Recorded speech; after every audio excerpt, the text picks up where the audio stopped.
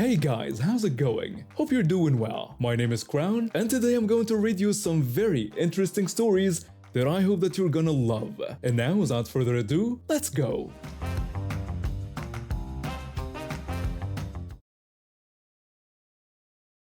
My husband and I have lived in our house for about 8 years now. It's a quiet neighborhood where most people keep to themselves and generally get along. We've always been the type to mind our own business and help out when needed. My husband works as an accountant, and I'm a nurse at the local hospital, so we both understand the importance of being considerate neighbors. About 3 years ago, Karen moved in next door.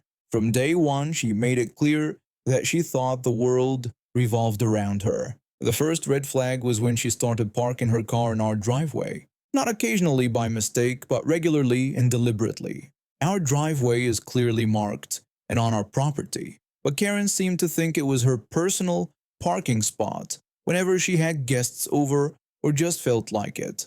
The first time it happened, my husband politely knocked on her door and explained that she was parked in our driveway. Karen looked at him like he was speaking a foreign language and told him she'd move it when she felt like it. When my husband explained that we needed to get our car out for work the next morning, she rolled her eyes and said we should have thought about that before buying a house with such a small driveway. Over the next few months, this became a weekly occurrence. We tried everything, talking to her calmly, leaving polite notes, even offering to help her figure out alternative parking. Nothing worked. Karen would just laugh and tell us to deal with it. She'd say things about how the street belonged to everyone and she could park wherever she wanted.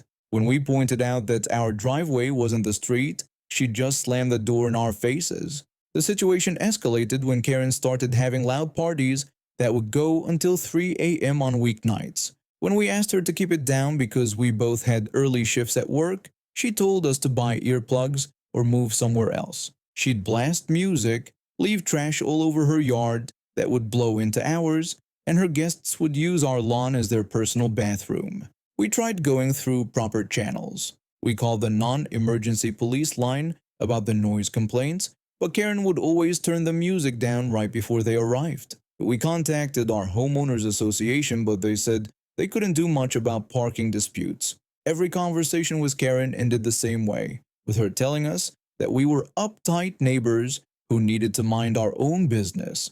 The breaking point came about a year ago when Karen decided to install a fence that was clearly 3 feet onto our property. When we showed her the property lines, she insisted her measurements were correct and refused to move it. We had to hire a surveyor and threaten legal action before she finally moved the fence.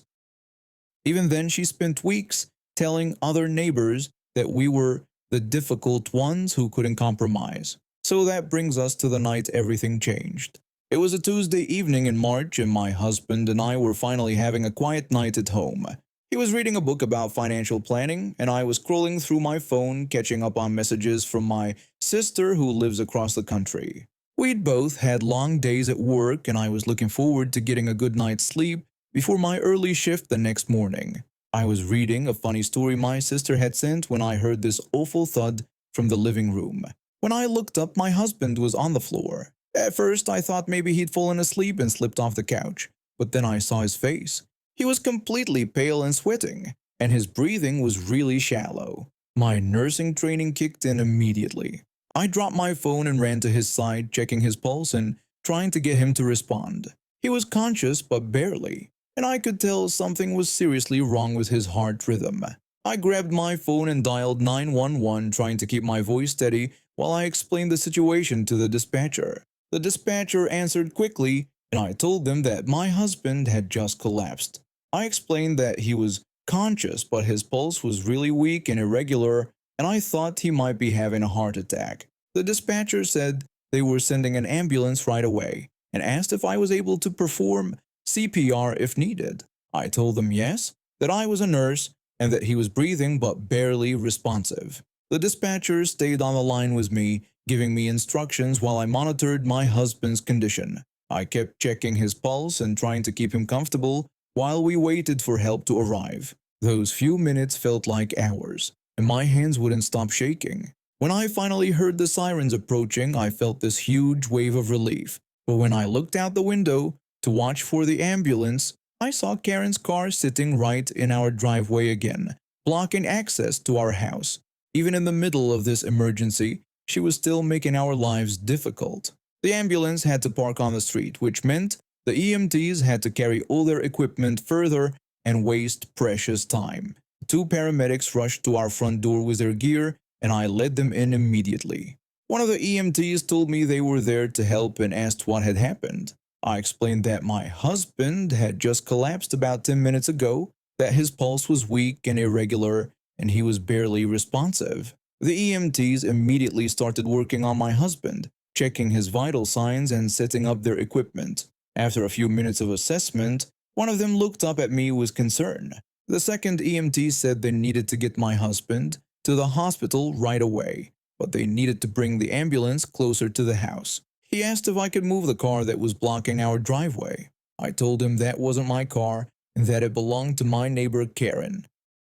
I explained that she parks there all the time, even though we've asked her to stop. The EMTs exchanged a look that told me they'd dealt with difficult neighbors before. One of them jogged over to Karen's house while the other continued working on my husband. I watched from the doorway while he knocked on her door and waited for her to answer. A minute later, he came back looking frustrated and angry. The first EMT told his partner that Karen had refused to move the car and said it wasn't her problem and she didn't have to do anything. I felt this surge of rage mixed with desperation. Here we were in a life-threatening emergency, and Karen was still being selfish and entitled. The EMTs radioed for police backup while they continued treating my husband, who was starting to regain some consciousness. My husband asked what was happening in a weak voice. I told him he had collapsed and that the paramedics were there to help. I assured him that everything was going to be okay. While the EMTs were preparing to transport my husband, a police car pulled up. Two officers got out and spoke quietly with the EMT who had talked to Karen. I could see them gesturing toward her house in our driveway. The officers walked over to Karen's front door and knocked. I couldn't hear the conversation from where I was standing, but I could see that it was getting heated. Karen was gesturing wildly and pointing at our house, probably spinning some story about how we were the unreasonable ones. Then something happened that I never could have expected.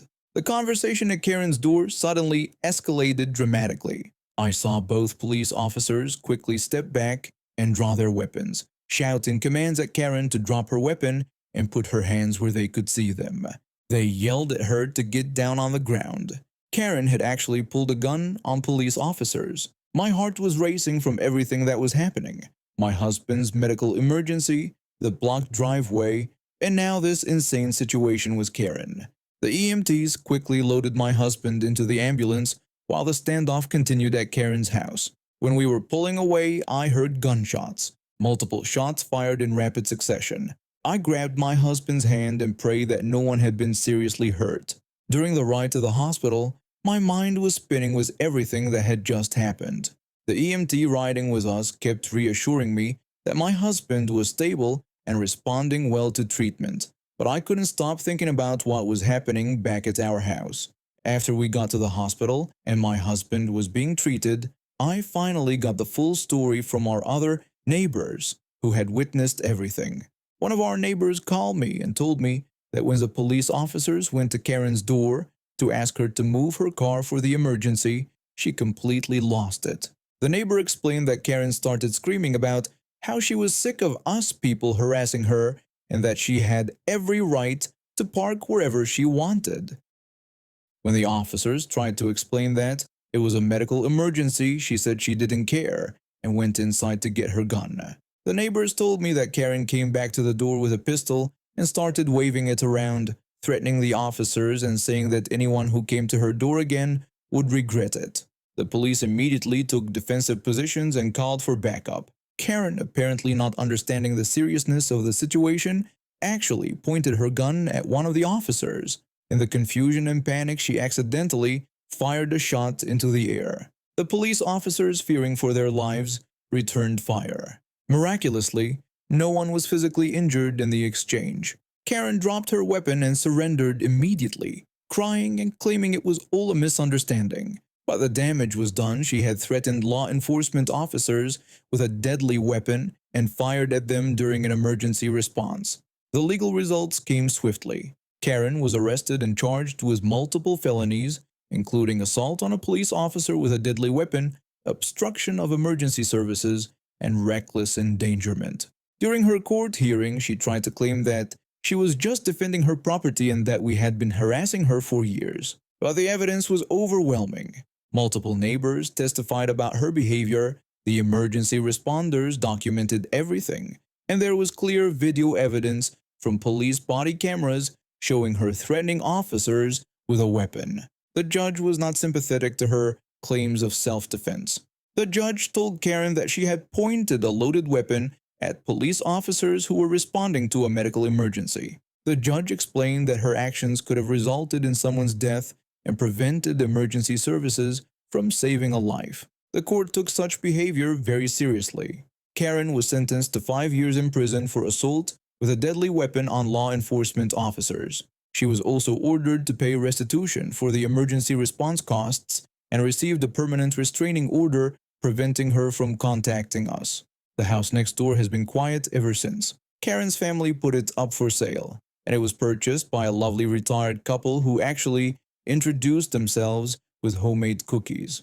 It's amazing how peaceful our neighborhood has become without her constant drama and entitlement. My husband made a full recovery from his heart episode, which turned out to be caused by stress and overwork rather than a major heart attack. The cardiologist said that getting him to the hospital quickly was crucial, and even the small delay caused by Karen's car could have made his condition much worse.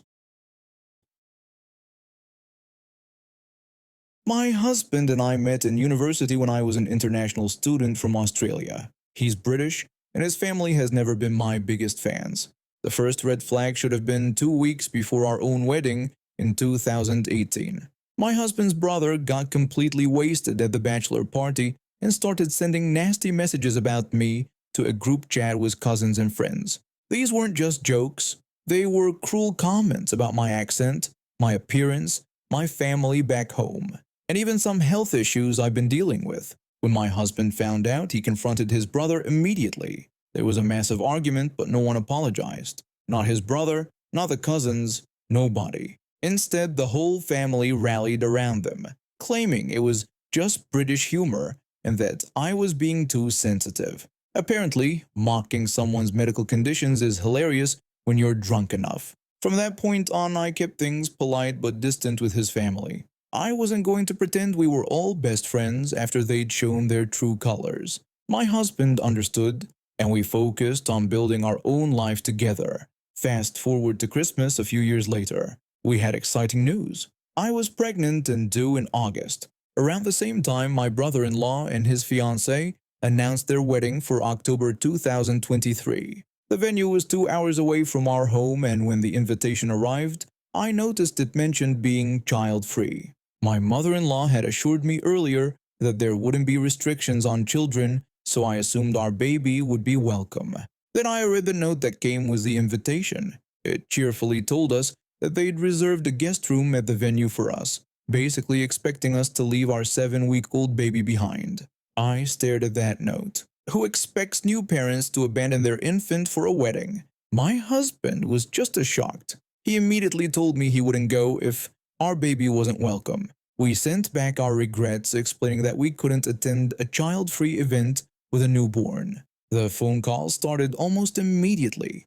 First, my mother-in-law called, sounding disappointed. She kept saying it would look bad if my husband didn't show up. Then my father-in-law called with the same complaints. He told us we were being unreasonable and that other cousins with young children were making it work. When I tried to explain that those cousins didn't have 7-week-old babies and that I'd still be recovering from surgery, he brushed off my concerns. He actually suggested I should spend the entire day alone in a hotel room with our newborn while my husband attended the wedding. My husband stepped in and told his father that he wasn't leaving his wife alone with their newborn just to attend a wedding. He said the whole idea was ridiculous, but they wouldn't let it go. A week later, my father-in-law called with what he thought was the perfect solution. He explained that one of the cousins had a friend who would watch all the family's children at our house during the wedding.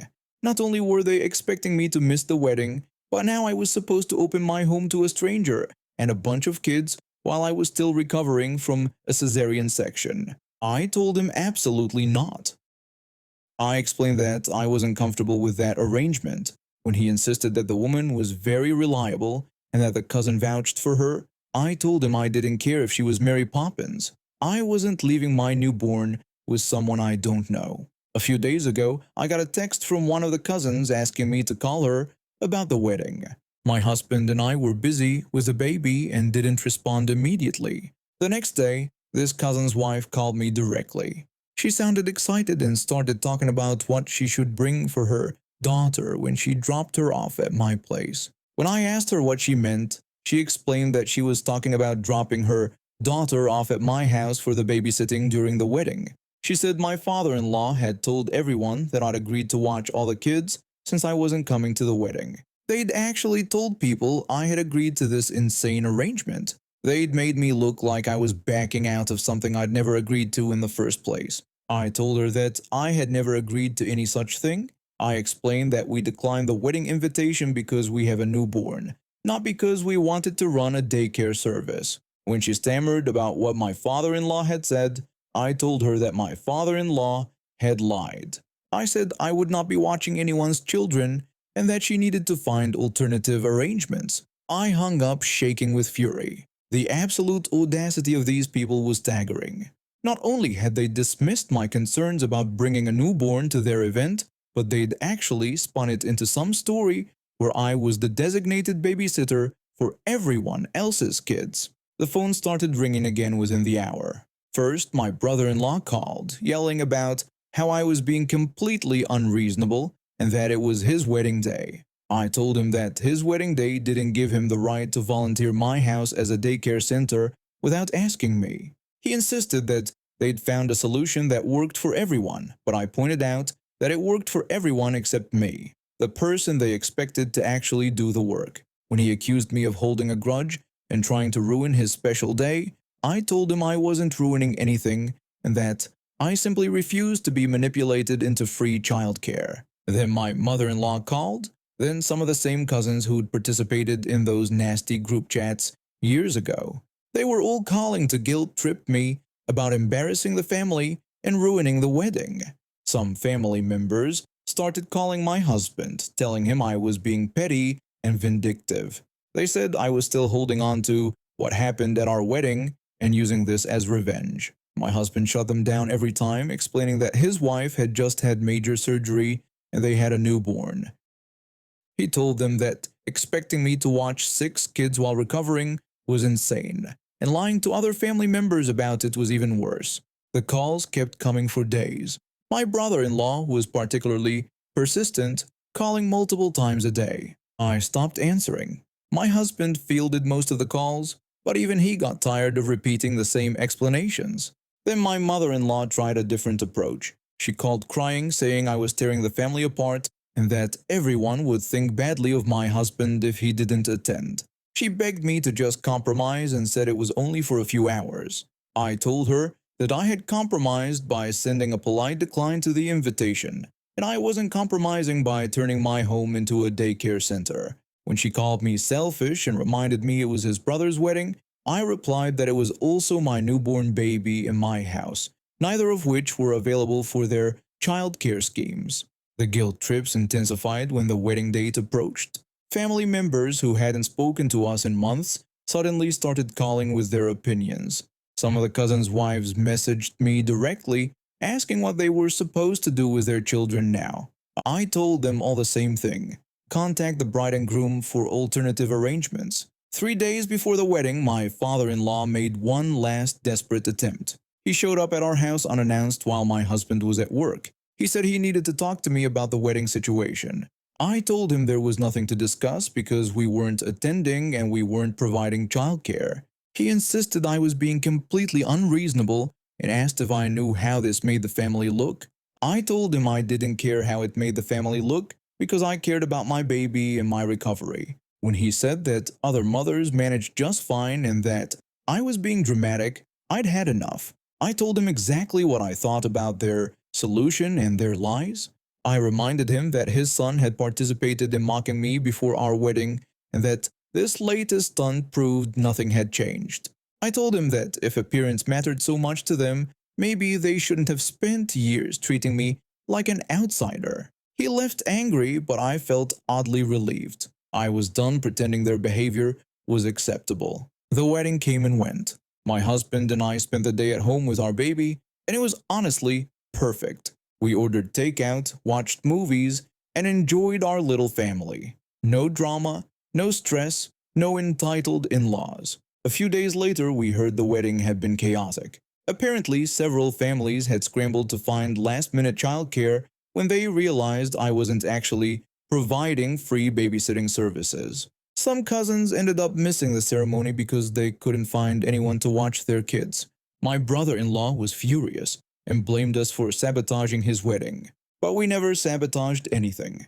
We simply refused to be manipulated into a situation we'd never agreed to.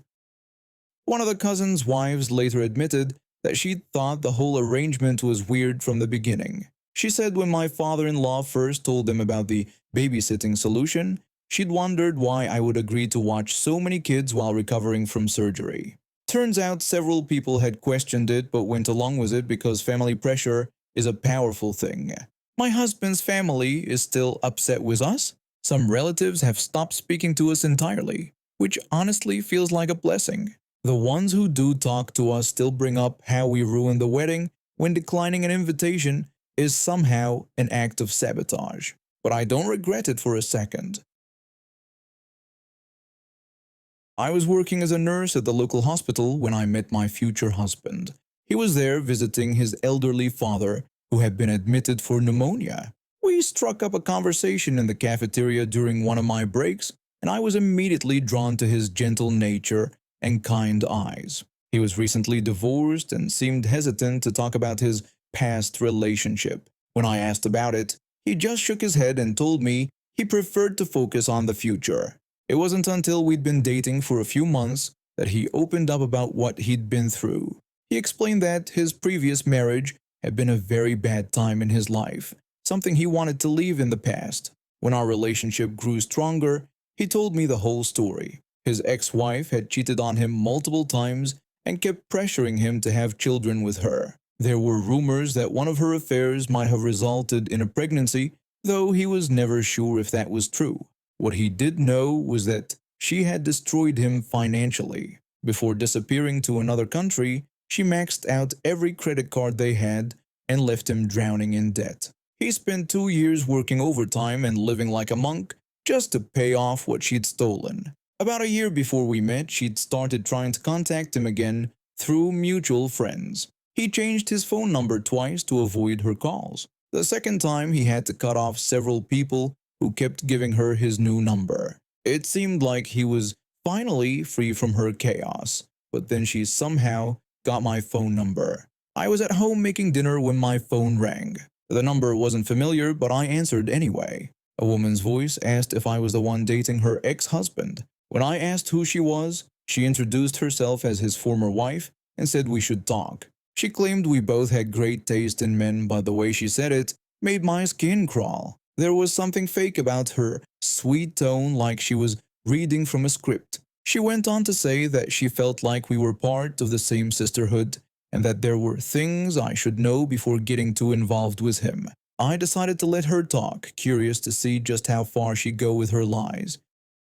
She spent 20 minutes trying to plant seeds of doubt about my husband's character, making up stories about his supposed anger issues and financial irresponsibility. Everything she said was the complete opposite of the man I knew. I finally told her it was interesting, since he had mentioned that she left him with massive debt from her shopping sprees. She immediately got defensive and claimed that wasn't true at all, insisting she was the responsible one in their relationship. I told her I'd trust my own judgment and hung up.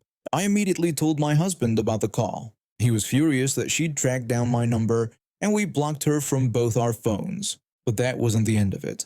Over the next few months, she kept finding ways to insert herself into our lives. She'd show up at events where she knew our mutual friends would be, always playing the victim and spreading lies about how my husband had treated her. Some people bought into her act, and our social circle started shrinking when we distanced ourselves from anyone who gave her information about us. The strange thing was, her constant interference only made my relationship stronger. My husband and I had been through enough drama with her that we knew we could handle anything together. We got married in a small ceremony with just our closest family and friends, the people we knew we could trust. 3 years later, my husband was diagnosed with cancer. He fought hard for 8 months, but the disease eventually took him. I was devastated, but I had amazing support from our real friends and family during that horrible time. 2 days after the funeral, I was still in shock when my best friend called me. She apologized for bothering me, but asked if I'd seen Facebook that day. She said there was something on his memorial page that I should know about. I logged in and saw what she meant. Karen had posted a long, dramatic message claiming he was her soulmate and the love of her life. She'd shared old photos from their wedding and talked about how they were meant to be together forever. The post made it sound like they'd had this amazing love story instead of the toxic mess he described. I was shaken with rage. How dare she rewrite history and use his death for attention? I immediately removed her from the memorial group and deleted her post, but the damage was done. Several people had already seen it and shared it, and I had to spend the next week explaining the truth to confused friends and family members. The worst part was watching some people I considered friends start questioning my version of events. A few even suggested that maybe I should let her grieve in her own way. I ended up cutting ties with anyone who couldn't see through her manipulation, but I refused to let her win. My husband wouldn't have wanted her to have this much power over our lives, even after his death. I focused on the people who really knew him and loved him, the ones who saw through her act from the beginning. I started a scholarship fund in his name at the nursing school where I'd graduated. I organized a memorial garden at the hospital where we'd met. I shared real memories with people who actually cared, not the fantasy version Karen was trying to sell. About 6 months later, I heard Karen had been caught in several lies by other people she'd tried to manipulate. She'd been pulling the same victim routine with multiple ex-boyfriends, and they'd started comparing notes. Her reputation was finally catching up with her. The last I heard, she'd moved to another state after burning bridges with most of her local friends. I never heard from her directly again, and honestly, I hope I never do. And now we have reached the end of today's stories. Thank you for watching, and see you next time.